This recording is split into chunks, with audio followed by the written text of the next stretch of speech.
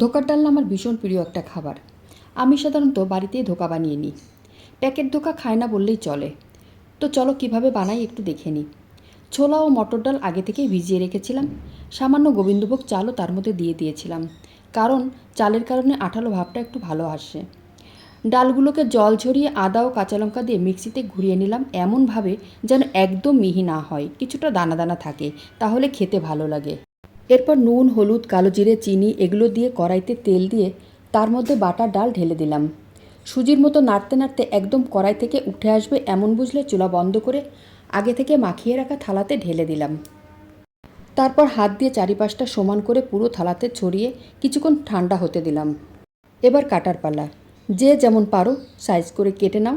আমি কিন্তু এভাবেই কেটে নিয়েছি।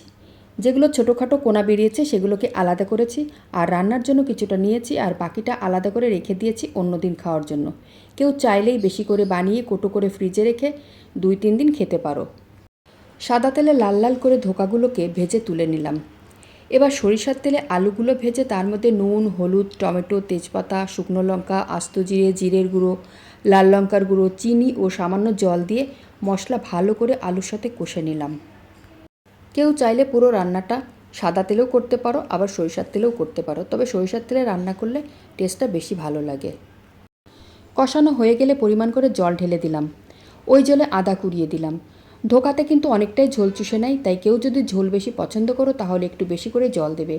কয়েকটা কাঁচা লঙ্কা ঝোলে ছিটিয়ে দিয়ে তার সাথে ভেজে রাখা ধোকাগুলোও ঢেলে দিলাম। সবশেষে ঘি আর গরম মশলা দিলেই হয়ে যাবে মজার ধোকার ডালনা।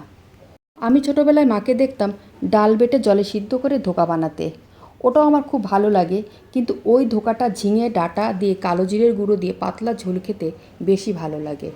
আর এই রান্নাটা আমি শিখেছি আমার দিদির থেকে। 2 রকম ধোকারই কিন্তু আলাদা আলাদা টেস্ট।